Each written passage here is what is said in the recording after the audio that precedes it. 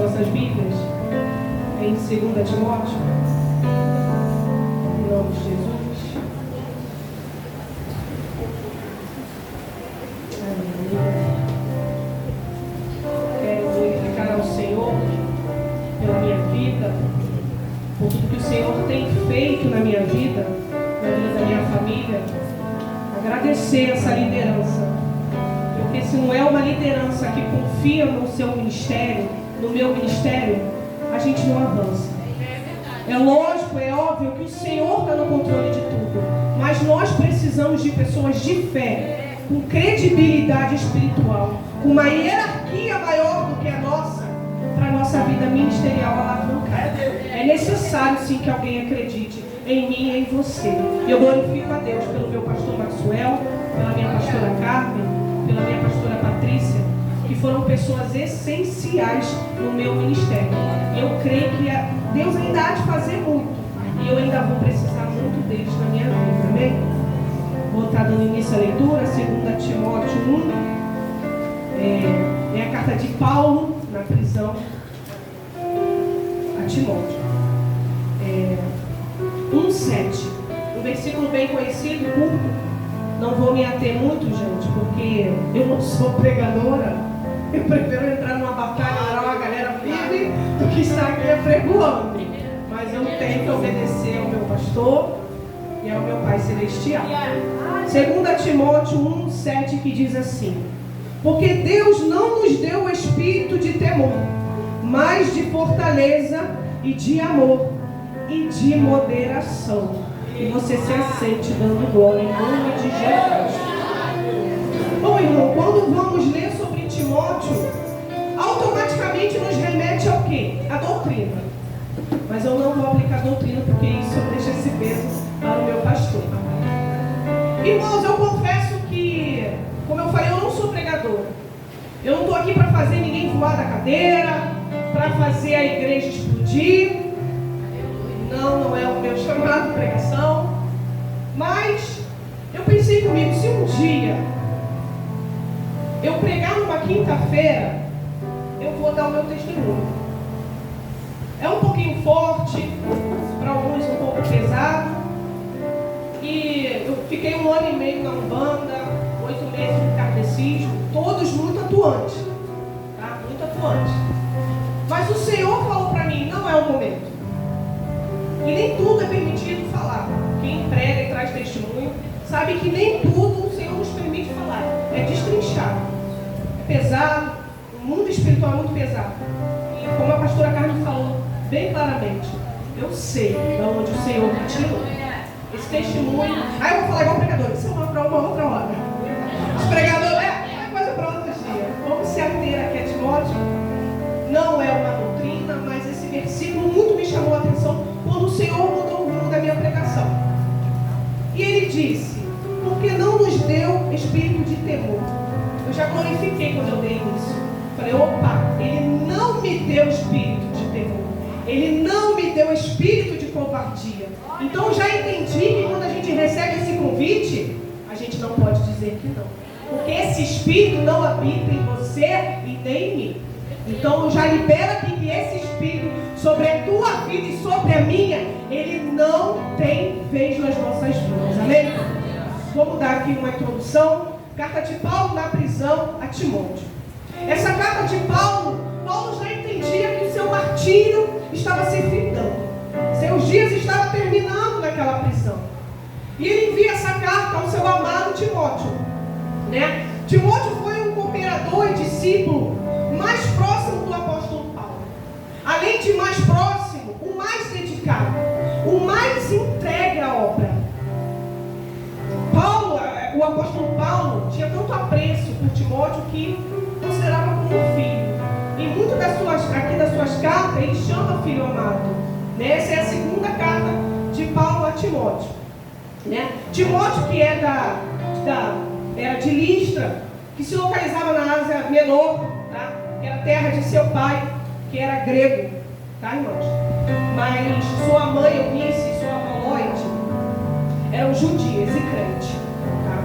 Porém, naquela época, naqueles tempos, era comum, tá? Era comum esses casamentos mistos, tá? E isso até, os historiadores, a Bíblia não fala aqui que Timóteo tinha dupla cidadania, mas, como é que eu vou dizer? Mas essa herança cultural, né, que veio sobre ele por causa do pai grego e da mãe vó judia, dava essa liberdade, essa praticidade para Timóteo andar sobre alguns lugares, tá? Até que ele se permitiu ser circuncidado para que pudesse atuar entre os judeus, porque os judeus não aceitavam, né, quem não fosse circuncidado. Tinha que haver essa circuncisão para que você pudesse apregoar o evangelho no meio deles, tá? Vamos lá, deixa eu ver meus bolsos, tá, gente? Em nome de Jesus, tenha um pouquinho de paciência. Então, apóstolo Paulo, em uma de suas visitas missionárias à terra ali de Listra, ele, muito conturbado, né, as missões de Paulo eram muito conturbadas. E nesse meio tempo ali, alguns historiadores vão dizer que é provável que essa família se converteu durante algumas missões de Paulo, né? Ali então nasce uma aliança, uma nova história.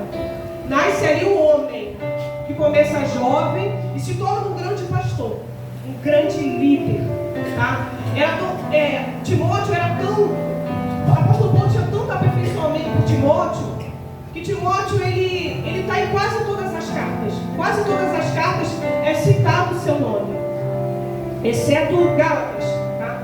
Mas para a gente entender e compreender como Timóteo foi importante no processo espiritual de Paulo, do apóstolo Paulo. Foi entregue, se dedicou, foi o mais dedicado, irmãos. Fez viagens com o apóstolo Paulo, grandes viagens missionárias. E assim, muito me chamou a atenção na leitura, que em alguns momentos o apóstolo Paulo deixava Timóteo ainda jovem, liderando sozinho. E eu falei, Jesus, se é difícil apregoar o evangelho com a sua retaguarda espiritual, imagina você ser largado, digamos assim, né? Às vezes é meio chula a palavra, né? Você ser solto em um lugar para você falar do amor de Deus. E você sustentar isso, você botar a sua cara a tapa, porque Timóteo também foi aprisionado, irmãos. Timóteo também sofreu martírio, tá? E essa é uma introdução, tá? E fazendo mais essa leitura, mantendo nesse versículo, eu só vou ficar no 7 mesmo, eu separei exatamente esses tópicos que o Senhor falou.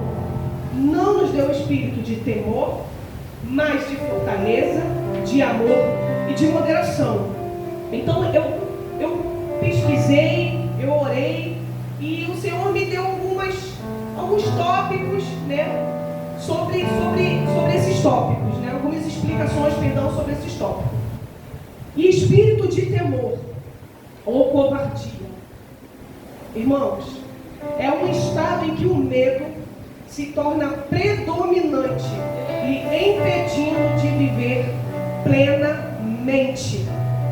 Irmãos, a gente refletir no que a gente lê, a gente fazer uma exegese do que a gente lê, muda toda a figura de entendimento. Porque quantas vezes a gente ouve pregadores, a gente assiste um vídeo, uma videoaula, uma pregação, e a gente ouve o pregador ali muito ativo, muito animado a dizer, Deus não te deu espírito de temor. Aí você, talvez não querendo buscar uma explicação, você fala assim, eu não temo não, eu não vou temer, o quê? Se temer é praticamente a mesma coisa do que covardia. E é um demônio que adentra na sua vida e ele vira predominante, não te permitindo viver plenamente os propósitos de Deus. O que é viver plenamente? É não ter covardia, é não temer o inimigo, é não temer o mal, é não temer as vozes que trabalham na tua mente, que você não é capaz, que você é covarde, que você foge. Timóteo está aqui para nos ensinar isso. Eu falei, Senhor, eu repreendo, eu fazendo uma leitura e fazendo a pesquisa nos tópicos, eu já de antemão, Senhor, eu repreendo o espírito de covardia na minha vida, o espírito de covardia na vida dos meus irmãos, a cada um que é integridade, espírito de poder. Oh Jesus, como nós clamamos ao espírito de poder na nossa vida. O que é o poder? Hoje, muita gente chama o microfone de poder. Hoje, muita gente chama a cadeira de poder. Mas o poder é a base que lhe permite agir com integridade e ousadia e com estratégias elevadas. Poder não está. O poder não está ali. O poder está na tua sabedoria elevada de ter estratégias em meio ao conflito. Ao meio você vê a confusão do teu lado e você ser o apaziguador e não o fermentador. Isso é poder. O poder não está numa oportunidade e você botar a igreja a pegar fogo. O poder é a igreja estar vazia e o irmão vir a porta e você ter estratégias espirituais para aconselhá-lo, ele ir embora e mastigar tudo que você falou para ele. E não ficar trabalhando na mente dele. Então eu vou ligar para o irmão e vou dizer que aquela irmã me encheu de minhoca e fermentar. Isso é poder. Isso é poder. Não confunda, irmãos, o poder do microfone, o poder da cadeira com o poder das estratégias elevada. Elevada é elevação espiritual, irmãos. É você se permitir você subir um nível espiritual. Não é o nível do poder físico. Elevação espiritual, irmãos. É a coisa mais linda que a gente pode ter na maturidade, na subida da maturidade. Espírito de amor, atitude ou disposição de bondade, desejo genuíno, que é quase impossível nas nossas vidas, infelizmente. De bondade, desejo genuíno de cuidar do próximo. Que é isso, ô diaconisa Amanda? Amor.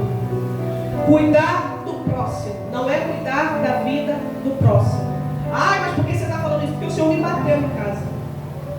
Você acha que é amor? Você ficar ministrando para você mesmo da vida alheia?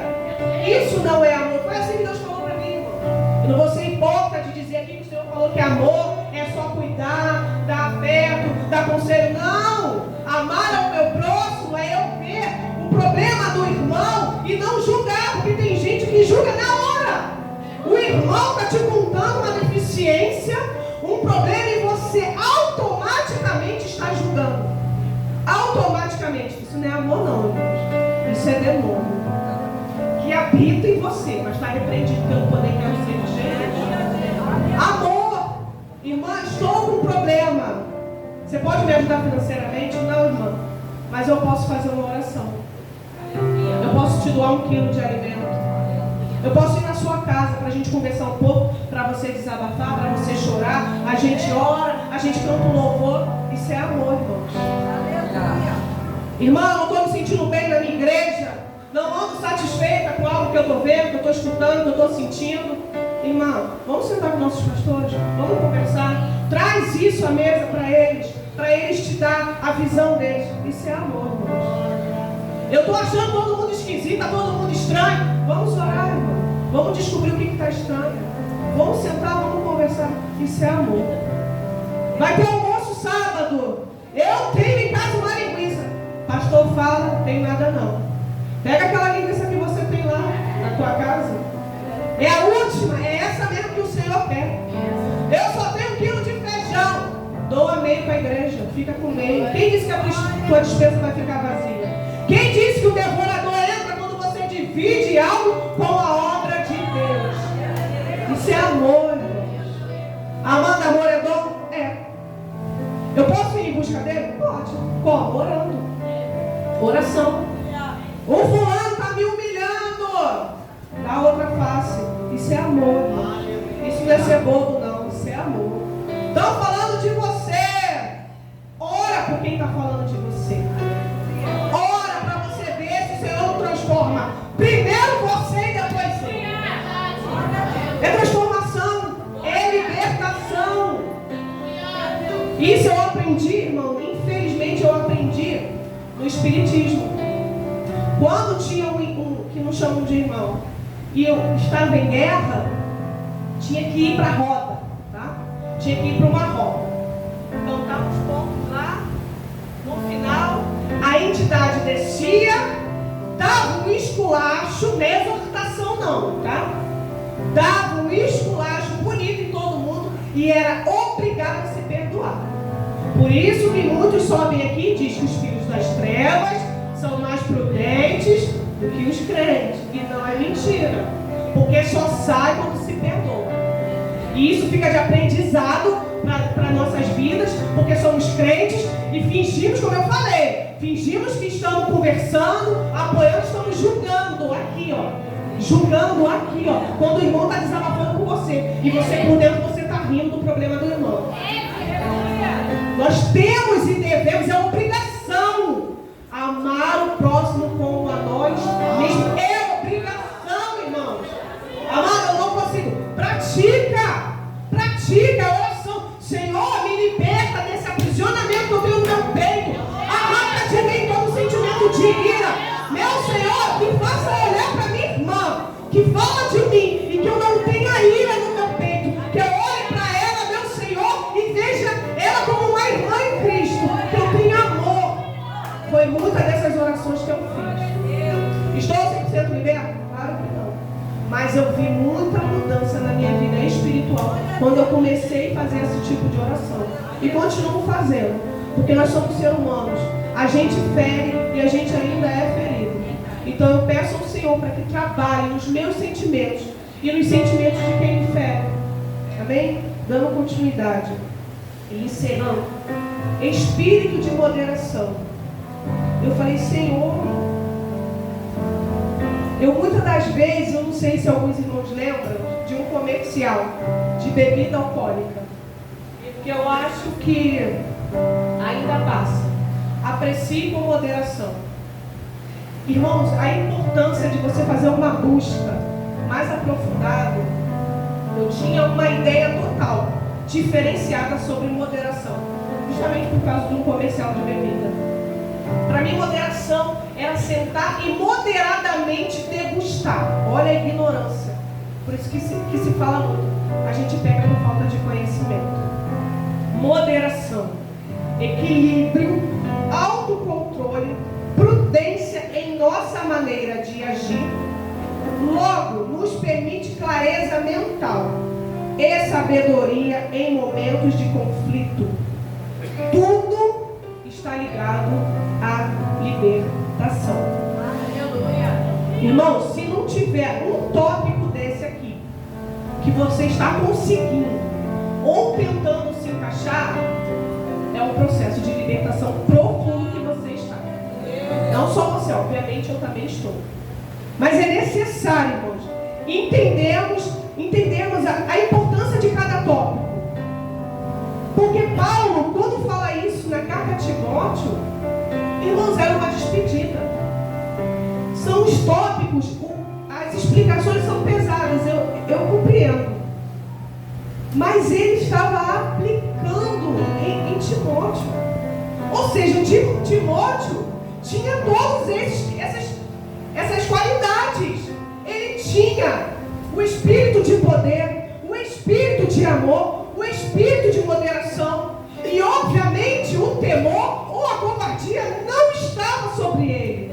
Porque Paulo fala, Deus não nos deu. Como se Deus não deu, por que eu tenho que aceitar que eu sou covarde? Não foi o Senhor que me deu esse espírito. Se não foi o Senhor, logo eu entendo que é Satanás. Se não vem do céu, é do inimigo, irmãos. A Mansa está dizendo que alguém que está endemoniado, longe de mim, irmãos. Longe de mim, eu dizer aqui do altar que o irmão ou a irmã está endemoniada. Se eu sou a primeira a ser aplicada sobre a minha vida quando o Senhor me fez mudar o rumo da pregação. Porque eu já tinha falado para o Senhor, eu quero trazer um testemunho no que o Senhor me permite falar. E o Senhor, quando eu abri, o Senhor, a primeira coisa que Ele me mostrou, porque Deus não nos deu espírito de terror. Eu já entendi ali, Senhor, se não foi o Senhor que deu, o Senhor não permite esse espírito da minha vida. ao Senhor, tem que aplicar isso para os meus irmãos. Quando você sentir temor, quando você sentir algo que faça te dar um passo atrás, se acovardando, você lembre disso. Opa, esse espírito não é do céu. Esse sentimento de covardia não é de Deus. É o inimigo trabalhando sobre a minha vida. Quantas das vezes em coisas minúsculas, irmãos? Às vezes é uma oportunidade que a gente recusa. Eu falo muito, eu converso com as minhas filhas. Eu não quero oportunidade. Mãe, eu não sei o que falar. Eu não sei o que. Pega o microfone, glorifica o Senhor pela tua vida e entrega. Mas não desperdiça a oportunidade do que o céu quer fazer na tua vida. É covardia. É pesado, é. Mas é covardia. Se é covardia, não veio do céu. Se é covardia, é o inimigo fazendo você dar um passo atrás. Deus é tão maravilhoso que Ele pode te retribuir com uma simples: glorifica o Senhor pela minha vida, por essas portas abertas. Senhor, agradeço a minha oportunidade. E você receber a resposta em casa. Opa! Minha filha se colocou na brecha. Opa! Ela não se acovardou. Ela não teve espírito de temor. Aleluia. Logo, o Senhor habitou. Jesus, isso é lindo, gente. Então, que essa reflexão, que você, quando você fizer uma leitura, irmãos, busque pelo menos a explicação, para você começar a trabalhar em você mesmo. Opa, peraí, o sentido é esse? Então eu tenho que mudar meu posicionamento. Eu tenho que mudar. Irmãos, eu pensei, falando que o pastor, eu não posso pregar, não. Eu estou enrolada. Não posso, pastor, não vou conseguir estudar. Aí o Senhor pegou aqui, ó. Te dei esse espírito, não. Esse espírito aí que está em você de covardia, de fugir, esse espírito não sou eu, não. Eu falei: Senhor, eu não sou pregadora.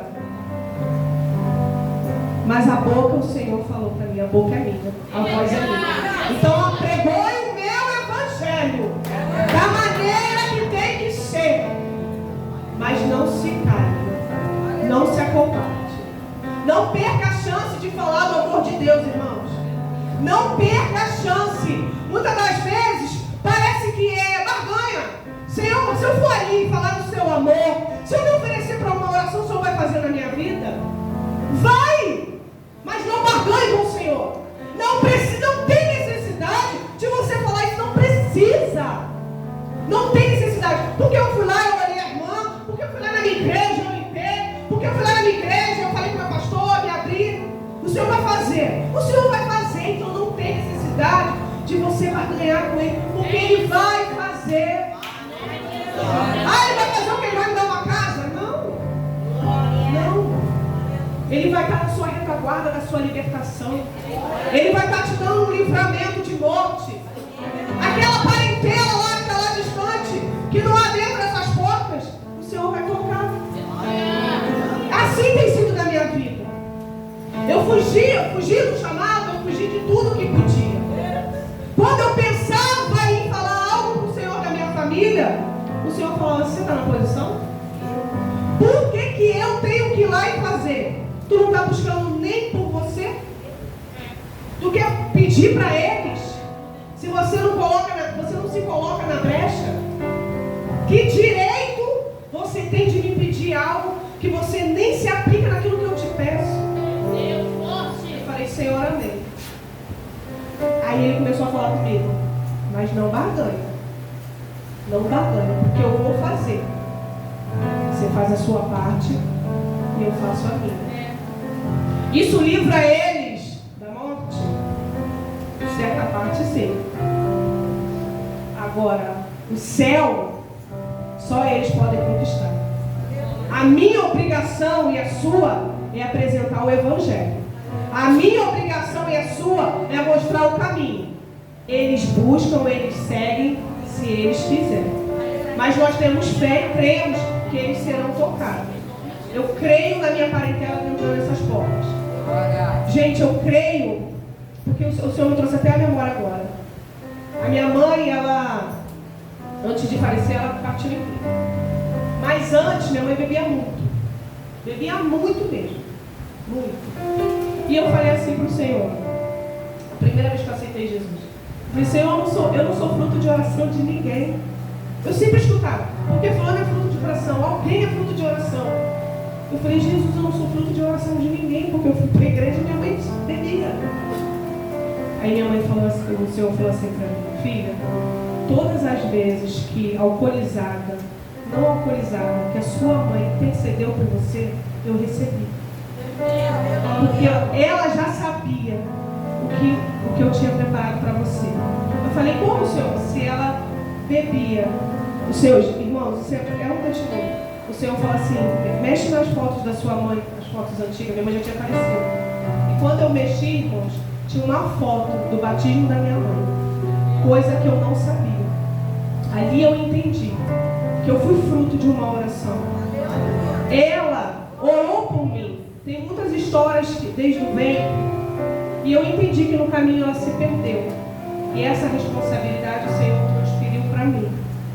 E eu executei. A minha mãe partiu na presença do Senhor. Então, quando você estiver aqui e você pensar assim, eu estou aqui por quê? Porque só eu estou, não. Você é fruto de oração de alguém. Às vezes o Senhor não vai permitir nem você saber. Nem você saber. Mas quando você vê que você tem a missão de cuidar de alguém espiritualmente, saiba que em algum momento essa pessoa foi intercessor seu. Em algum momento essa alma que pode estar perdida atualmente foi um intercessor seu. Então faça a sua obrigação. Cuide dessa alma. Após a partida da minha mãe, o Senhor me mostrou uma outra intercessora. E eu falei assim, eu acho que ela nem acreditava muito que eu ia para Jesus, mas é uma mulher de fé. Minha sogra orou muito pela minha vida, irmãos.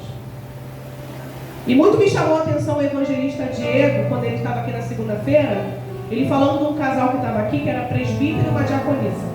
E ele falou assim, hoje é presbítero e diaconisa, mas riscaram muito o chão. Para quem sabe, riscar é dançando, é bagunça. Irmãos, eu me qualifiquei na hora. Eu falei, Jesus, eu estou aqui, mas risquei muito o chão com meu marido. E enquanto eu riscava o chão, a minha sogra orava pela minha vida. E era no momento que a gente estava super bem. Não, irmãos. Não. Ela estava intercedendo por mim, enquanto a gente estava em conflito. Olha o que o Senhor faz.